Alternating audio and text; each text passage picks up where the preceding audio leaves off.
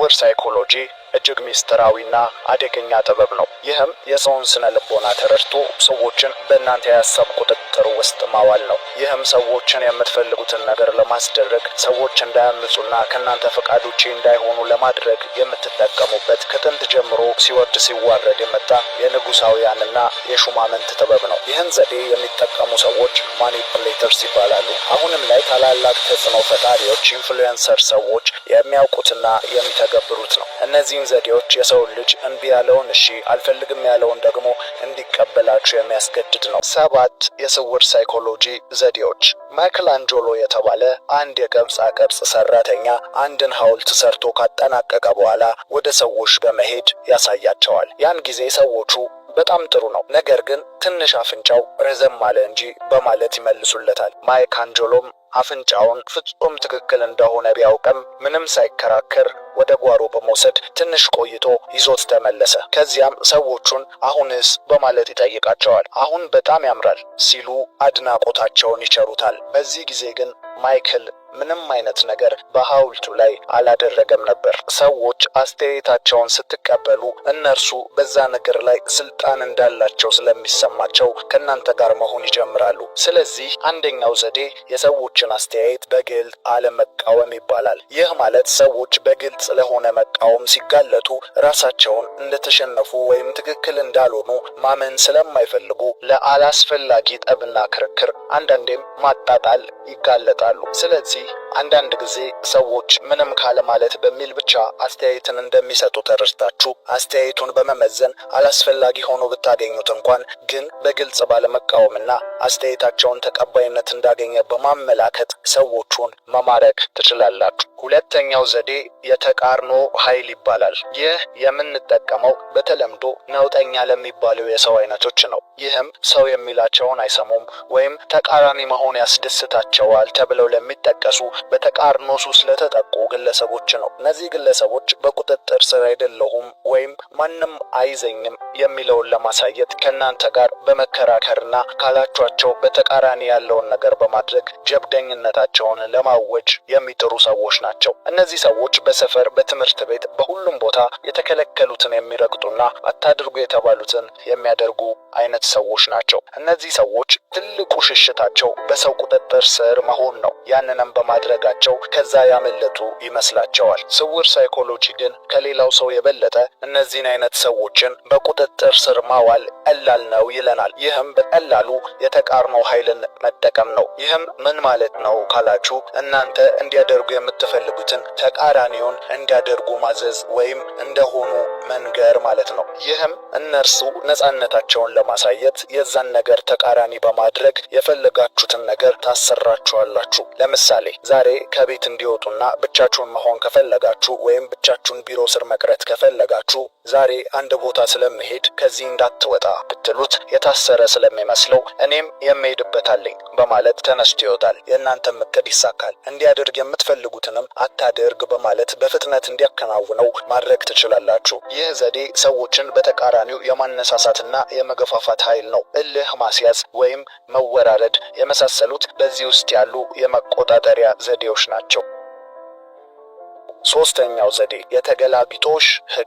ይህ ህግ ሰጥቶ መቀበል ወይም አክሽን ኤንድ ሪአክሽን የምንለው ህግ ነው። ያም ሰዎችን በውለታና በመልካም ነገሮች መያዝ። ይህ ዘዴ እናንተ ከምትፈልጉት ነገር አስቀድሞ ከዛ ሰው ጋር መልካም ግንኙነትን መፍጠር ማለት ነው። ለምሳሌ ያንን ሰው በምክር በብድርና በመሳሰሉ መልካም ነገሮች ቀድማችሁ አድርጋችሁ ወይም ሰጥታችሁ ስታበቁ በመጨረሻም የምትፈልጉትን ነገር መጠየቅ ነው። ይህ ሲሆን 25% ከመቶኛ የሚባለው ህግ ተግባራዊ ይሆናል ማለት ነው። ያም ከምትፈልጉት ነገር 3% ዝቅ ያለውን ነገር ለዛ ሰው ኢንቨስት ማድረግ ማለት ነው። ለምሳሌ 100 ብር ከፈለጋችሁ በብዙና በተቆራረጠ መንገድ እስከ 25 ብር ድረስ ውለታን ለዛ ሰው ብታደርጉለት ያ ሰው ያለምንም ንፉግነት 100 ብር ሊሰጣችሁ ይችላል። አሁንም በድጋሚ የምናሳስበው ይህንን ለጥሩ ነገር ብቻ መጠቀም እንዳለብን ነው። አሁን ይሄ ምን ጥሩ ነገር አለው ካላችሁ በምሳሌ እናስረዳ። እናስረዳ። ለምሳሌ አንድ ጥሩ ባህሪ የለው የሚባልን የቤተሰብ አካል ወይም ጓደኛን ወደ እምነት ቦታ መውሰድ ብትፈልጉ መጀመሪያ እርሱ ወደሚፈልግበት ቦታ አብራችሁ መሄድ ነው። 2 እና 3 ጊዜ አብራችሁ ብትሄዱና አንድ ላይ ብታሳልፉ ለእናንተ ሲል እንኳን ወደ እምነት ቦታው በቀላሉ ሊመጣላችሁ ይችላል። ስለዚህ ይህን ዘዴ ለመልካምና ለሰዎች ጥሩ ለማድረግ መጠቀም ትችላላችሁ ማለት ነው። ወደ ተገላቢጦሽ ህግ ስንመለስ ዋናው ነጥብ ሰዎች በውለታ ታስረው በሼም ላደረጋችሁላቸው ትንሽ ነገር ባጠፋው ብዙ ነገርን መቀበል ስትችሉ ነው። በዚህ ህግ ውስጥ ዋናው ነጥብ መቅደም የሚባለው ነው። ማለት ቀድማችሁ ካወራችሁ፣ ሚስጥራችሁን ካካፈላችሁ፣ እገዛ ከጠየቃችሁ፣ ካደረጋችሁም ብቻ ምንም ያ ሰው በምትኩ ከቀረባችሁት በላይ ሊቀርባችሁ ሲሞክር ሲያግዛችሁ አጠገባችሁ ሲቆም ታገኛላችሁ። ስለዚህ ይህ 3ኛው ህግ ነው፣ ሰጥቶ መቀበል።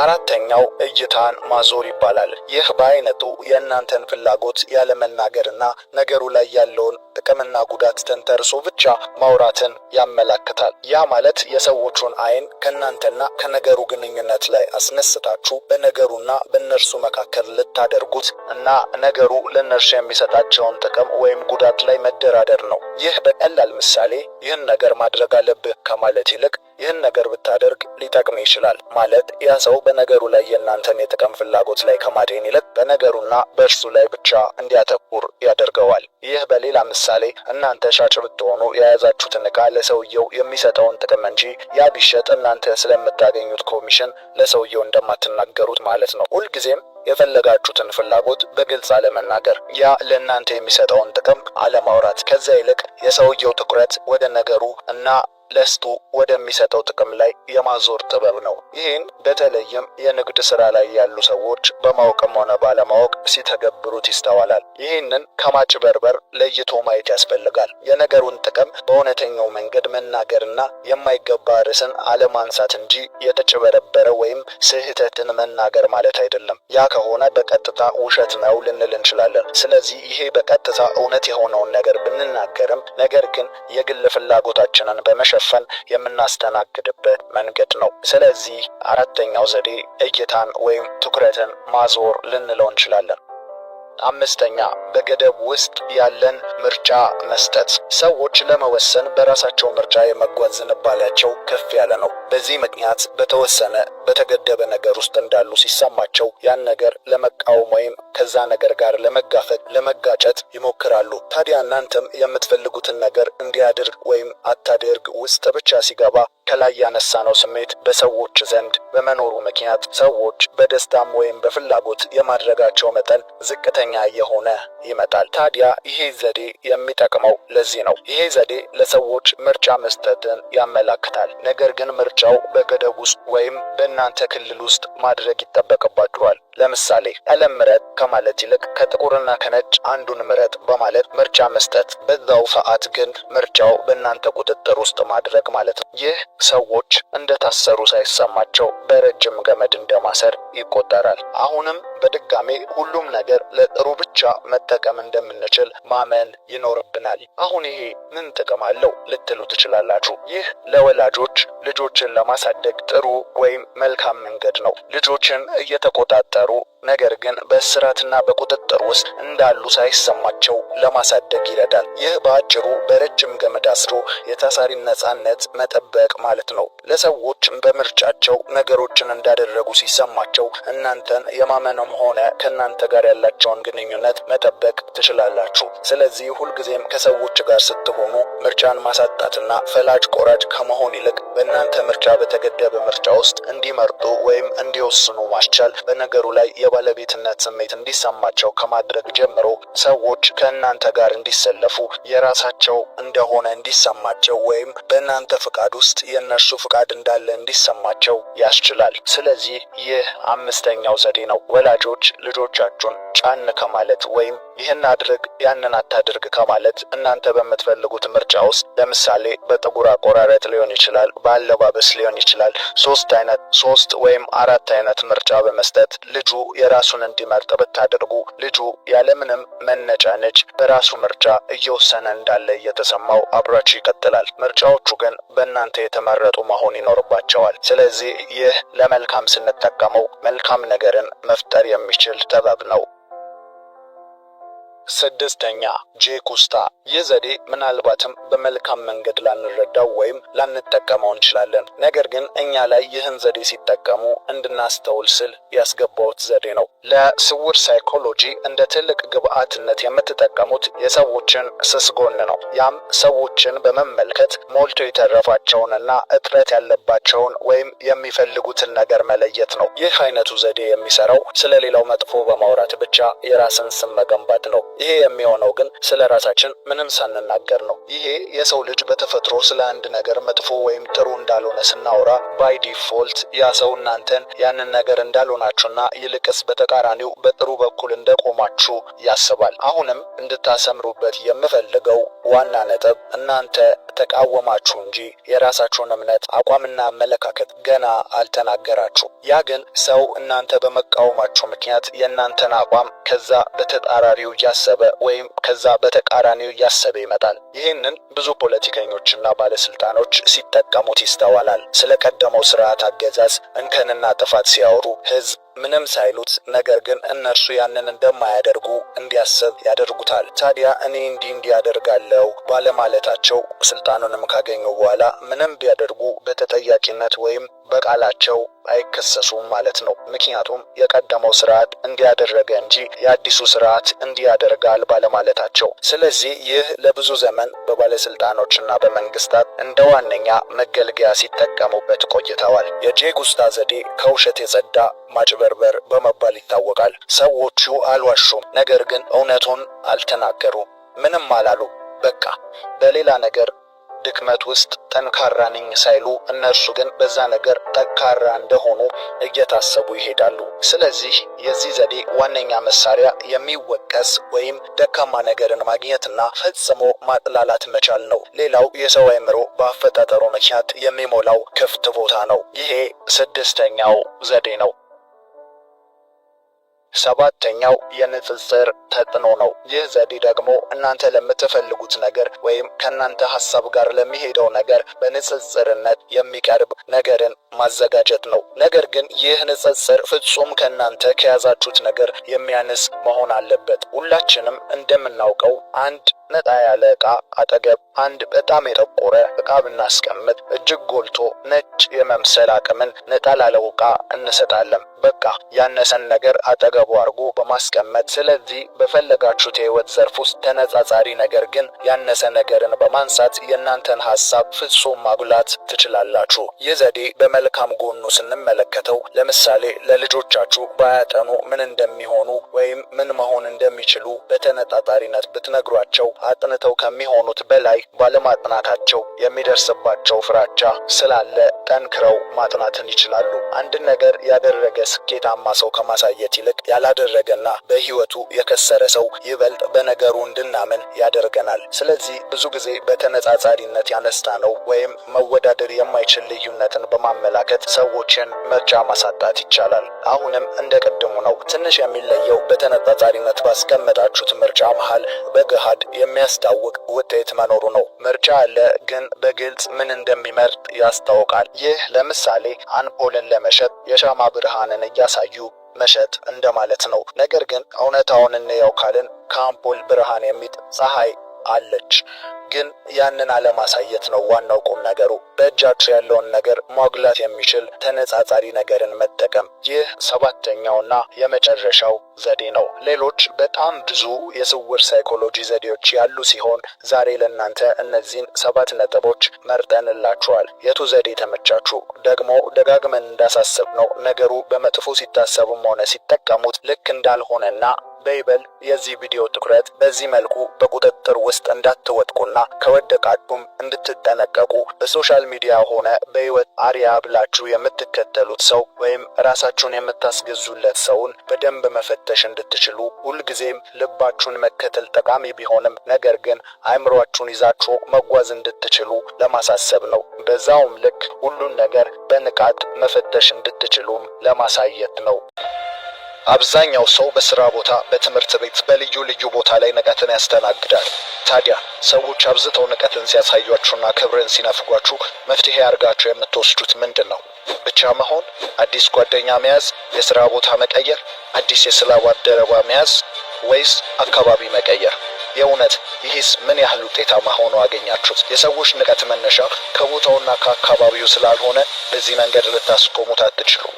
በህይወታችን ላይ እንዴት ንቀትን መቆጣጠር እንዳለብን ካላወቅን በሄድንበት ሁሉ ቦታ ላይ የንቀት ሰለባዎች መሆናችን የማይቀር ነገር ነው። ሰዎች ለምን ይንቁናል? ለምንስ የሚገባንን ቦታ ይከለክሉናል? በዛሬው ቪዲዮ ንቀትን ወይም ክብርን መነፈግን ለመቆጣጠር የሚያስችሉ 8 ጠቃሚ ትምህርቶችን እናያለን። እስካሁን ለዚህ የህይወት ቁም ነገር ለሚያስጨብጥ ቻናል አዲስ ከሆናችሁ ሰብስክራይብ በማድረግ ቤተሰባችን ይሁኑ። ቤተሰቦች ደግሞ እንደ ሁልጊዜው ላይክ በማድረግ ድጋፋችሁን አሳዩ።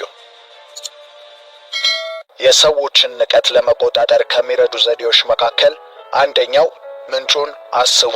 ንቀት ወይም የሰውን ክብር ዝቅ አድርጎ መመልከት ዝም ብሎ የሚመጣ ወይም የሚከሰት ነገር አይደለም። ለዚህም ምንጩን ማወቅ ወይም ማሰብ ይኖርባችኋል። አንዳንዴ የንቀት አስተያየቶችም ሆነ አክብሮት የሌላቸው መስተንግዶዎች በቀጥታ ከሰውየው ጋር ይገናኛሉ። ሁልጊዜም ያንን ንቀት ሲገጥማችሁ የገጠማችሁ ቦታና ሰው ላይ አተኩሩ። ምናልባት እናንተ የማይመጥናችሁ ስፍራ ተገኝታችሁ ሊሆን እንደሚችልም አስቡ።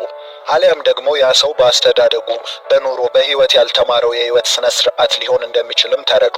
አንዳንዴም በቦታና በስራ በእኩያ ወይም በተመሳሳይ ደረጃ ላይ ከሆናችሁ የዛ ንቀት ምንጭ የዛ ሰው ለእናንተ ያለው ጭፍን ጥላቻ ወይም የይበልጠኛል ፍርሃት፣ አንዳንዴም እኔ ይሻላለሁ ከሚል ከልብ ትዕቢት የሚመነጭ መርዘኛ አስተሳሰብ ሊሆንም ይችላል። ስለዚህ ምንጩን አስቡ የሚለው ጠቃሚ መርህ ከሌሎቹ ንቀት ወይም አሉታዊ አስተያየቶች ሲገጥሟችሁ ማስታወስ ያለባችሁ ዋና ጉዳይ ነው። የማያከብራችሁን ሰው ታማኝነትና አስፈላጊነት ገምግሙ። እውቀታቸውን፣ ልማዳቸውን እንደዚሁም ዓላማቸውን ግምት ውስጥ አስገቡ። ተአማኒነት ከሌለው ሰው የሚሰጡ ንቀት ያላቸው አስተያየቶች ትንሽ ክብደት ሊይዙ እንደሚችሉ ተገንዘቡ። ሰውየው ተአማኒነት ወይም እውቀት ከሌለው አስተያየቱ ትንሽ ክብደት ሊሸከም ይችላል።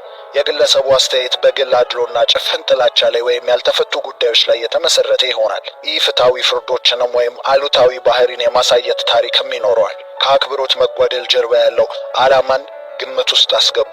ሰውየው እናንተን ለማናደድ፣ ምላሽ እንድትሰጡ ለማነሳሳት ወይም ኃይሉን ለማሳየት እየጣረ ይሆናል። ይህ ታዲያ ለደህንነታችሁ ጠቃሚ ነው። ስለዚህ የበለጠ ሚዛናዊና ተጨባጭ እይታ ሊሰጡ የሚችሉ የተለያዩ አመለካከቶችን ፈልጉ። ይህ ሰፋ ያለ አመለካከት ግልጽነት እንድታገኙና አክብሮት የጎደላቸውን አስተያየቶች ተጽዕኖ ለመቋቋም ይረዳል። ሆኖም ሁልጊዜ ንቀት ሲገጥማችሁ የንቀት ምንጭን በጥልቀት መፈተሽ ከምንም በላይ ቀዳሚውና አስፈላጊው ነገር ነው።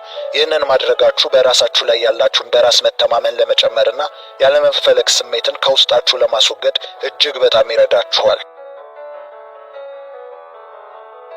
ሁለተኛ፣ በራሳችሁ በጎነት ላይ አተኩሩ። ሁሉም ሰው የራሱ የሆነ የህይወት ፍልስፍናና መርህ ይኖረዋል። ይህም መርህ ንጹህ እና ወደ ትክክለኛ መንገድ የሚመራ ነው። ከነዚህ የሰው ልጆች መርሆች ወይም መመሪያዎች መካከል የመጀመሪያ ስፍራውን የሚይዘው ሰዎች በተፈጥሯቸው የተሰጣቸው ጸጋ፣ ለሰው ሁሉ ያላቸው መልካምነትና በጎነት ነው። ደግን ነገር ማድረግ በሁሉም ሰው ዘንድ የተቀበረ ፍላጎት ነው። ታዲያ ይህ የሰው ጥልቅ መሻት በአንዳንድ አጋጣሚዎች ሲበረዝና ከዛም ብሶ በክፋትና በጭካኔ ሲሞላ ይስተዋላል። ይህም እንዲሆን ከሚያደርጉት ምክንያቶች ደግሞ ዋነኛው ንቀት ወይም የክብር መነፈግ ነው። ከሰዎች የሚሰነዘር ማንኛውም አላስፈላጊ የዘለፋ ትችቶችም ናቸው። ይህ ሰው በተፈጥሮ ንቀትን መታገስ አለመቻሉና አጸፋን መስጠት እንዳለበት እንዲሰማው በሚያደርገው መልኩ የበቀል ስሜት ስለሚያነሳሳ ነው። እናንተ ግን በዚህ ኃይል ፋንታ በጎነታችሁን በማጠንከር በማንኛውም ሁኔታ የህይወት መርሃችሁን እንደማትለቁ እርምጃ እንኳን ብትወስዱ ይህንን መርህ ባለቀቀ ጨዋነት በተሞላው አካሄድ መሆን ይኖርበታል። ባህሪያችሁና ታማኝነታችሁ በእናንተ ቁጥጥር ስር መሆናቸውን አስታውሱ። ከሌሎች ማረጋገጫን ከመፈለግ ይልቅ በራሳችሁ እሴትና በጎነት መሰረት ለመኖር ቅድሚያ ስጡ። ድርጊቶቻችሁ ለራሳቸው ይናገሩ። ከእሴቶቻችሁ ጋር ተስማምታችሁ ኑሩ። ከሐሳቦቻችሁና ከድርጊቶቻችሁ በተጨማሪም ከውሳኔዎቻችሁ ጋር ጥምረትን ፍጠሩ። ከሌሎች ተግዳሮቶች ወይም ንቀቶች ቢገጥማችሁ እንኳን መልካም ምግባራችሁንና መርሆቻችሁን በሚያንጸባርቅ መንገዶች እርምጃን ውሰዱ። በራሳችሁ በጎነት ላይ ማተኮር ሰዎች በሚሉት ከመደገፍና ደስታን ከማግኘት ይልቅ በራሳችሁ በመተማመን እርካታን እንድታገኙ ያስችላችኋል። ይህ ውስጣዊ ነጻነት ታዲያ ወደ ከፍተኛ በራስ መተማመንና ጽናት ይመራችኋል። ጽናት ወይም ይህ በራስ መተማመን ደግሞ እዚህ ጋር የሚያቆም አይደለም። በመላው ህይወታችሁ ላይ በስራ ወይም በትምህርት በሁሉም መስክ የሚገለጥ ባህሪ እንጂ። ይህንን አይነት ንቀትንና አላስፈላጊ ትችትን የመቋቋም ጥንካሬ ሲኖራችሁ በህይወታችሁ በመንገዳችሁ ሁሉ ታላቅ የስኬት ዋና መርህን ወይም ባህሪን ታዳብራላችሁ። ያም ሁሌም በምትሰሩት በዓላማችሁ ላይ ጸንቶ መቆምን ነው። ሶስተኛ፣ የሌሎችን አስተያየት ጊዜያዊነት እወቁ። የሰዎች አስተያየት ጊዜያዊነት ስንል ሰዎች የሚሰጡት አስተያየት ጥልቀቱና ስፋቱ የታሰበበትን ያህል ሊያክል ስለማይችል ነው። ይህም አስተያየቱ መነሻ በእናንተ ላይ በጠለቀ እውቀት ተንተርሶ ሳይሆን ከላይ ባለ ግምታዊ ሊሆን ስለሚችል ነው። ስለዚህ አስተያየቶችን በየጊዜው በየወቅቱ ተቀያያሪ መሆናቸውን ተገንዘቡ። የሰዎች አስተያየቶችና ፍርዶች ብዙውን ጊዜ ጊዜያዊ ናቸው። የሰዎች አመለካከቶች በራሳቸው ልምዶች፣ ስሜቶች፣ በሚያደሉት ነገርና በአንድ ሁኔታ ላይ ባላቸው ግንዛቤ ወይም እውቀት ላይ የተመሰረተ ነው። አስተያየቶች በተፈጥሯቸው ግላዊ መሆናቸውን ተረዱ። የተቀረጹበት ሂደትም በግለሰብ ምርጫዎችና እምነትና የግል ትርጓሜዎች ላይ ነው። አንድ ሰው እንደ ንቀት የተገነዘበውን ነገር ለሌላ ሰው ምንም ሊሆን ይችላል። አስተያየቶች ዓለም አቀፋዊ ወይም ፍጹማዊ እንዳልሆኑ ተገንዘቡ። የሰዎች አስተያየት በጊዜ ሂደት ሊለዋወጥ ይችላል። ዛሬ አንድ ሰው ስለ እናንተ የሚያስበው ነገር ነገ አዲስ በሆነ እውቀት፣ በግላዊ እድገት ወይም በእምነት ለውጥ ምክንያት ሌላ ሊሆን ይችላል። አስተያየቶች ተለዋዋጭ ሊሆኑ እንደሚችሉና የእናንተን ተፈጥሯዊ እሴት ነጸብራቅ እንዳልሆኑ እወቁ። ጊዜያዊ ንቀትን ለራሳችሁ ያላችሁን ዋጋ እንዲገልጽ ወይም በራስ መተማመናችሁን እንዲሸረሽር አትፍቀዱ። አብሮ ግን መያዝ ያለባችሁ አስተያየቶች ለእናንተ መወጣጫ መሰላል ናቸው። አስተያየቶችን ስትቀበሉ አስተያየቱ ምክንያታዊና ሚዛን የሚደፋ ሆኖ ካገኛችሁት በጥልቀት ራሳችሁን ለመፈተሽና የሚጠቅማችሁን ነገር ለመያዝ ይረዳችኋል። ለንቀትም ሆነ እናንተን ለመተቸት የሚሰነዘረው አስተያየት ራሳችሁን ለማሳደግና ለመለወጥ ክፍተታችሁን ለማወቅ ብትጠቀሙበት ያ የእናንተን መልካም አስተሳሰብ ያሰፍንላችኋል ማለት ነው። አራተኛ፣ ራስን መግዛት ተለማመዱ። ራስን መግዛትን መለማመድ ለግላዊ እድገትና ለስሜታዊ ደህንነት አስፈላጊ ነው። ክብርን በምትነፈጉበት ጊዜ ስሜታዊ ቁጥጥራችሁን ከፍ በማድረግ ራሳችሁን መግዛትን አዳብሩ። ራስን ማወቅን በማዳበር ጀምሩ። ለሐሳቦቻችሁና ለግፊቶቻችሁ ነርቨስ ለሚያደርጋችሁ ነገሮች ትኩረትን ስጡ። ወደ ድንገተኛ ወይም ምላሽ ሰጪ ባህሪ የሚያመሩ ሁኔታዎችን ወይም አነሳሾቹን አስተውሉ። በቁጣ ወይም በንዴት እንዳትወጡ ተጠንቀቁ። በምትናደዱበት ጊዜ ለአፍታ ዝም ብላችሁ በረጅሙ ትንፋሽን ውሰዱ። ይህ ለአፍታ ዝም ማለት ወይም ከምንም አይነት እንቅስቃሴዎች መቆጠብ ለድርጊቶቻችሁ ግፊትን ከሚፈጥሩ ስሜቶችና በድርጊቶቻችሁ መካከል ርቀትን እንድትፈጥሩ ጥሩ ጊዜን ይሰጣችኋል። ይህም ማለት በቀላሉ ድርጊቶቻችሁን ሊያመጣ የሚችለውን አበሳ ማስተዋል ትችላላችሁ ማለት ነው። እናም በጥንቃቄ ምርጫ ለማድረግ እድልን ይሰጣችኋል። መጽሐፍ ሲናገር ራሱን የሚገዛ ከተማን ከሚያስተዳድር ይበልጣል ይላል። ለሰው ልጅ ከባዱ መንገድ ራሱን ወደሚወደውና ወደሚፈልገው ትክክለኛ መንገድ ራሱን መምራት ነው። ሰው የራሱ ጠላት ራሱ ነው። ለዚህ ነው የከተማና የሀገር መሪ ለሌሎች አድርጉ የሚል ትዕዛዝን የማስተላለፍ ብቃት ሲሆን፣ ራስን መምራትና መግዛት ግን ማድረግና መኖር ነው። ራስን መከልከል፣ ራስን ማዘዝም በጣም ከባዱ ችሎታዎች ናቸው። ስለዚህ ራሳችሁን መግዛት ተለማመዱ። በስሜት አሊያም በሁኔታዎች ሳይሆን ራሳችሁን በራሳችሁ እንዲመራ አድርጉ። በስሜታዊነት የሚሆን ስህተትን ከመፈጸም ተጠበቁ።